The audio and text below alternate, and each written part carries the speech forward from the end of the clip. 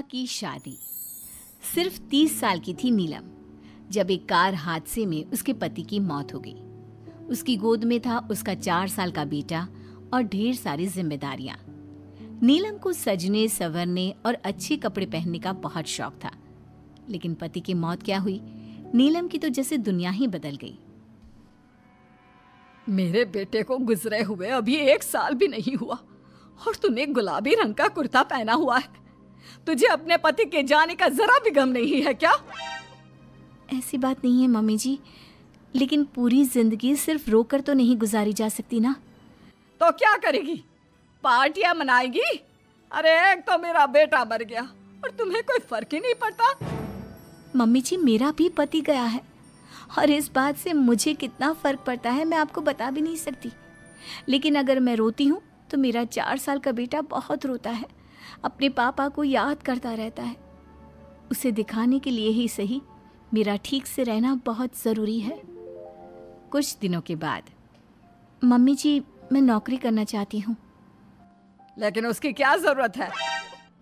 यहाँ घर में रह रहकर मेरा दम घुटता है। पूरा दिन मुझे अपने पति की याद आती है। कुछ देर के लिए ही सही घर से बाहर जाऊंगी तो शायद कुछ अच्छा लगे।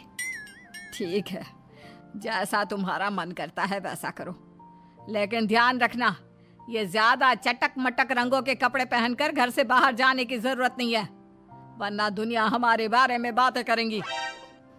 अपनी सास की बात मानकर नीलम सफेद रंग के कपड़े पहनकर ऑफिस जाना शुरू कर देती है। ऑफिस में नीलम की एक सहेली बनती है, दिव्या। नीलम, तुम हमेशा ये सफेद कपड़े पहनकर क्यों आती हो? दिखने में इतनी सुंदर हो, जॉब करती हो, तुम्हें अच्छे से रहना चाहिए। तुम्हें तो पता ही है, 1 साल पहले मेरे पति की मौत हो गई और इसीलिए मेरे ससुराल वालों ने कहा है कि मुझे सिर्फ सफेद कपड़े ही पहनने चाहिए, वरना लोग मुझे गलत समझेंगे। लोगों के हिसाब से तो अपनी जिंदगी जीना ही गलत है, लेकिन तुम कब तक ऐसे रहोगी? जो हो गया उसे भूल जाओ। मेरा भी बहुत मन करता है कि तुम लोगों की तरह रंगीन कपड़े पहनूं, अच्छे कपड़े पहनकर तैयार होकर रहूं, लेकिन फिर मोहल्ले वाले और रिश्तेदार मेरे बारे में उल्टी सीधी बातें बनाने लगते हैं। देखो, तुम जॉब करती हो, तुम्हें लोगों की बातों की परवाह नहीं करनी चाहिए। अगले दिन नीलम जाने के लिए तैयार होती है और रंगीन कपड़े पहन लेती है। ये देखकर नीलम की सास को गुस्सा आ जाता है। देखो बहू, तुम्हें समझाया था ना, अब तुम विधवा हो, तुम्हें ऐसे रंगीन कपड़े नहीं पहनने चाहिए। मम्मी जी, अगर मेरे पति की मौत हो गई तो इसमें मेरी क्या गलती? और सफेद कपड़े पहनने से आखिर क्या हो जाएगा? क्यों नहीं पहन सकती मैं रंगीन कपड़े? क्योंकि सफेद रंग विधवाओं के लिए बना है और तुम्हें रंगीन कपड़े पहनने का अब कोई हक नहीं है। तभी वहां पर नीलम की सहेली दिव्या आ जाती है। वो नीलम की सास की सारी बातें सुन लेती है। आंटी जी, विधवा होने का मतलब ये तो नहीं कि इंसान अपनी जिंदगी जीना छोड़ दे और रंगीन कपड़े पहन लेने से क्या हो जाएगा। एक विधवा लड़की बाकी के सारे काम तो करती है ना, खाना खाती है, घर के काम करती है, फिर रंगीन कपड़े क्यों नहीं पहन सकती? वो इसलिए ताकि विधवा होने के बाद किसी दूसरे आदमी की नजर में ना आए। अरे रंगीन कपड़े पहनेगी तो सुंदर लगेगी, फिर कल को आकर कहेगी मुझे दूसरी शादी करनी है, तब हम क्या करेंगे? हाँ तो ठीक है ना, इसमें गलत क्या है? एक विधवा को अपनी जिंदगी जीने का पूरा अधिकार होता है, नीलम को भी है। चलो नीलम, तुम यही कपड़े पहनकर मेरे साथ चलो। नीलम रंगीन कपड़े पहनकर अपनी सहेली दिव्या के साथ ऑफिस चली जाती है। कुछ इसी तरह दिन बीतने लगते हैं, लेकिन अब पति के जाने के बाद नीलम बहुत उदास रहने लगी थी। क्या बात है, तुम इतनी उदास क्यों रहती हो? देखो, नए दोस्त बनाने चाहिए, लोगों से बात करनी चाहिए। तुमने देखा ना, कितनी मुश्किल से सफेद रंग के कपड़ों से मुक्ति मिली है, और अब रंगीन कपड़े पहनूंगी, दोस्त बनाऊंगी तो समाज मुझे वैसे ही जीने नहीं देगा। इस मामले में तुम्हें समाज की परवाह नहीं करनी चाहिए नीलम। लोगों का काम क्या है? बातें बनाना ही तो है। कुछ दिनों के बाद नीलम के ऑफिस में एक लड़का आता है। उसका नाम अमर था। वो धीरे धीरे नीलम को पसंद करने लगता है और एक दिन वो नीलम से कहता है, नीलम, तुम मुझे बहुत अच्छी लगती हो, मैं तुमसे शादी करना चाहता हूँ। लेकिन अमर, मैं एक विधवा हूँ और मेरा 4 साल का एक बच्चा भी है। मैं तुमसे शादी नहीं कर सकती। मुझे तुम्हारे विधवा होने से कोई फर्क नहीं पड़ता। मुझे तुम एक अच्छी इंसान लगी और इसीलिए मुझे तुमसे शादी करनी है। लेकिन मुझे मेरी फैमिली से इस बात की परमिशन कभी नहीं मिलेगी। तुम उसकी चिंता मत करो, मैं तुम्हारे घर आकर बात करूंगा। कुछ दिनों के बाद अमर नीलम के घर पहुंचता है। नमस्ते आंटी जी, मैं अमर हूँ।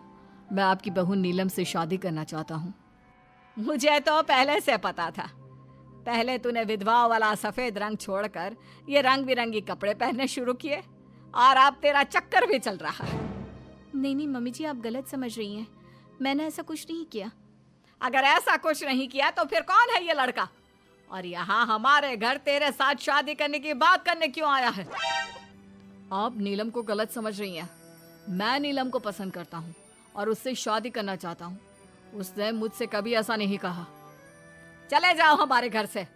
हमारे यहाँ पर विधवा बहुओं की शादियाँ नहीं करवाई जाती। समझ में आई बात? अमर वहां से चला जाता है और नीलम की सास उसे बहुत उल्टा सीधा सुनाती है। कुछ दिनों के बाद पड़ोस में एक शादी होती है। वहां पर सारी औरतें तैयार होकर आती हैं। नीलम की सास भी उसे वहां पर चलने के लिए कहती है। नीलम सफ़ेद रंग के कपड़े पहनकर अपनी सास के साथ वहां पर जाती है, क्योंकि ऐसा उसकी सास ने कहा था। पर सारी औरतें काफ़ी सुंदर तैयार होकर आई थी। देखो तो मेरी साड़ी का कलर कितना सुंदर है, तुम्हें पसंद आया? और ये देखो मेरे कंगन, पिछले महीने ही दिलवाए थे मेरे पति ने। कितना अच्छा डिजाइन है ना? अरे तुम्हारी मेहंदी तो दिखाओ, रंग तो बहुत सुंदर आया है। लगता है तुम्हारा पति बहुत प्यार करता है तुमसे। और नहीं तो क्या। और वैसे भी ना, मुझे मेहंदी का ये लाल रंग बहुत पसंद है। अरे जरा उधर तो देखो, ये नीलम वहाँ पर क्या कर रही है? हम सबके बीच में विधवा का क्या काम? अरे इसका यहाँ होना तो मनहूसियत है। इसकी सास को इतना भी नहीं पता कि इसे यहाँ नहीं लाना चाहिए था। ऐसे सफेद कपड़े पहनकर बैठी हुई है, दूर से पता चल रहा है कि उसका पति मर गया। नीलम की सास ये सारी बातें सुन लेती है और फिर अपनी बहू के उदास चेहरे की तरफ देखती है। नीलम की सास को इस बात का एहसास होता है कि उसने अपनी बहू के साथ अच्छा नहीं किया। घर आने के बाद, नीलम जरा मेरे पास आना बेटा। क्या हुआ मम्मी जी? मुझसे कोई गलती हुई है क्या? लो बेटा, बहुत सुंदर सुंदर और रंगीन साड़ियाँ हैं, ये सब तुम्हारे लिए। और सुनो, वो जो लड़का उस दिन घर आया था ना, क्या नाम था उसका? अमर। उसे कहना कि वो मुझसे आकर मिले। लेकिन अचानक क्या हुआ मम्मी जी? सब ठीक तो है ना? आप ये कपड़े मुझे क्यों दे रही हैं? और अमर से क्या काम है? बेटा, मेरे बेटे की मौत के बाद भी तुम मेरा इतना ख्याल रखती हो, नौकरी करती हो, पैसे कमाती हो। आज जब उस शादी में मैंने दूसरे लोगों की बातें सुनी, तब मुझे इस बात का एहसास हुआ कि विधवा होने के बाद भी तुम्हें जीने का अधिकार है। मम्मी जी, मैं कुछ समझी नहीं। देखो बेटा, जो चला गया वो चला गया, लेकिन आज के बाद तुम रंगीन कपड़े पहनोगी, खुश होकर रहोगी। और हाँ, मैं खुद तुम्हारी शादी अमर के साथ करवाऊंगी। लेकिन मम्मी जी, आप ये सब क्यों कर रही हैं? मैं तो आपके कहने पर सफ़ेद कपड़े पहनकर शादी में गई थी। वही तो बेटा, मुझे अच्छा नहीं लगा। और ऐसा तो किसी किताब में नहीं लिखा कि विधवा होने के बाद एक लड़की को सिर्फ सफ़ेद कपड़े पहनने चाहिए। अगर तुम ससुराल में रहकर अपनी जिम्मेदारी उठा सकती हो, तो फिर अपनी जिंदगी में सारी खुशियों पर भी तुम्हारा अधिकार है। नाचने वाली से शादी। दिनेश एक बार अपने दोस्त अमर की शादी में उसके गांव गया। दिनेश और उसके दोस्त शादी में जमकर मजे कर रहे थे। अमर की शादी में एक नाचने वाली लड़की भी आई थी, जिसका नाम था अमृता। उसका नाच देखकर वो लड़की दिनेश को बहुत पसंद आ जाती है। जब वो लड़की शादी में डांस करके वहाँ से जाने लगती है, तो दिनेश उसके पास जाता है। देखो, तुम मुझे बहुत पसंद हो, तुम बहुत अच्छा डांस करती हो। जी शुक्रिया, डांस की बात तो सही है, लेकिन आप मुझे पसंद करते हैं, ये बात समझ में नहीं आई। इसमें समझना कैसा? मैं तुमसे शादी करना चाहता हूँ। हाँ, आपको पता नहीं क्या, मैं नाचने वाली हूँ और हम जैसी लड़कियों से कोई शादी नहीं करता। बहुत लड़के आते हैं तुम्हारी तरह बातें बनाने वाले, शादी के प्रपोजल्स लेकर लेकिन शादी कोई नहीं करता। कौन करेगा मुझसे शादी? मैं सच कह रहा हूँ, मैं सच में तुम्हें बहुत पसंद करता हूँ और तुमसे शादी करना चाहता हूँ। मुझे तुम्हारी बात पर बिल्कुल भरोसा नहीं। अगर तुम सच में मुझसे शादी करना चाहते हो तो अपने माँ बाप को साथ में लेकर आना। मैं तुम्हें यहीं इसी गांव में मिलूंगी, ये मेरा पता है। शादी होने के बाद दिनेश अपने घर लौट आता है। अपनी माँ के पास जाकर कहता है, माँ, मैं अमृता नाम की एक लड़की को बहुत पसंद करता हूँ, उससे शादी करना चाहता हूँ। अरे बेटा, लेकिन ये अमृता है कौन? किसकी बेटी है? कैसा घर बार है, कुछ बताओ भी। बस सीधे आकर शादी की बात कर रहे हो। वो क्या है ना, वो लड़की एक नाचने वाली लड़की है। मेरे दोस्त अमर की शादी में मैंने उसे नाचते हुए देखा था। क्या? नाचने वाली लड़की? नहीं नहीं नहीं, नाचने वाली लड़की को हम अपने घर की बहू नहीं बना सकते। लेकिन माँ, मैंने उससे वादा किया है, मैं उसी से शादी करूंगा। वादा करने से पहले अपने माँ बाप से पूछना जरूरी नहीं समझा? किसी भी नाचने वाली को ऐसे शादी का वादा करके चले आए? लेकिन पापा, एक बार आप उससे मिल तो लीजिए, क्या पता आपको भी वो पसंद आ जाए। दिनेश के माँ और पापा दिनेश और अमृता की शादी के लिए तैयार नहीं होते। एक दिन दिनेश के मम्मी पापा अपने गांव से बाहर कहीं जा रहे होते हैं। तभी अचानक से एक गाड़ी वाला दिनेश के पापा के स्कूटर को टक्कर मारकर चला जाता है। दिनेश के मम्मी और पापा दोनों सड़क पर घायल होकर गिर जाते हैं। तभी वहाँ अमृता आती है। अरे अंकल आंटी, आपको तो बहुत चोट लगी है, चलिए मैं आपको हॉस्पिटल लेकर जाती हूँ। अमृता दिनेश के मम्मी और पापा को हॉस्पिटल में एडमिट करवा देती है और उनका ख्याल रखती है। जब दिनेश हॉस्पिटल पहुँचता है, अमृता, तुम यहाँ क्या कर रही हो? तो क्या ये तुम्हारे मम्मी पापा हैं? वहाँ सड़क पर उनका एक्सीडेंट हो गया था, इसलिए मैं यहाँ हॉस्पिटल में लेकर आ गई। क्या ये वही लड़की है बेटा जो तुम्हें पसंद थी? हाँ माँ, यही तो है अमृता, जिसके बारे में मैंने आपसे बात की थी। हमारी सोच गलत थी। ये लड़की तो बहुत अच्छी है और हम तुम्हारी इससे शादी करवाने के लिए अब बिल्कुल तैयार हैं। उसके बाद दिनेश और अमृता की शादी हो जाती है। अमृता एक नाचने वाली थी और इसलिए वो किसी भी तरह की आवाज़ पर नाचना शुरू कर देती। एक दिन जब वो किचन में खाना बनाते वक्त झूम झूम कर नाच रही थी। अरे बहू, तुम यहाँ किचन में खड़ी होकर डांस क्यों कर रही हो? यहाँ कौन सा गाना बज रहा है? मम्मी जी, वो कुकर की सीटी का म्यूजिक है ना, बस उसी पर डांस कर रही थी। आप भी सुनिए ना, कितना अच्छा म्यूजिक है। अरे अब कुकर की सीटी पर कौन डांस करता है? अजीब नाचने वाली बहू मिली है। माना दिल की अच्छी है, लेकिन कुकर की सीटी पर भी नाचती है। भगवान भला करे। कुछ दिनों बाद दिनेश के पड़ोस वाले घर में कंस्ट्रक्शन का काम चल रहा था और सारा दिन मजदूरों के हथौड़े चलाने की आवाज़ आती रहती। उस आवाज़ की वजह से अमृता घर का सारा काम छोड़कर डांस करती रहती। ये देखकर दिनेश के पापा कहते हैं, बेटा, तुम नाचने वाली बहू तो ले आए, लेकिन ये तो हथौड़ों की आवाज़ पर भी डांस करती है। और बेटा अपने घर का काम बिल्कुल छोड़ दिया है। सारा दिन बस मजदूरों के औजारों की आवाज़ पर डांस करती रहती है। कल मैंने एक गिलास पानी मांगा था तो मुझसे कहती है, पापा बाद में देती हूँ, अभी तो डांस कर रही हूँ मैं, डिस्टर्ब मत करो। माँ पापा, आपकी बात सही है। अमृता के ऊपर तो डांस करने का नशा कुछ ज़्यादा ही सवार हो गया है। लगता है इसके पुराने काम का भूत इसके सिर में फिर से घुस गया है। अरे लेकिन बेटा, हम क्या करें? अब ये पूरा दिन इसी तरह नाचती रहेगी तो कुछ अजीब नहीं लगेगा? एक दिन दिनेश और उसका परिवार जंगल में पिकनिक मनाने जाने का प्लान करता है। दिनेश, उसकी पत्नी अमृता और माँ बाप चारों मिलकर जंगल में पिकनिक मनाने पहुंच जाते हैं।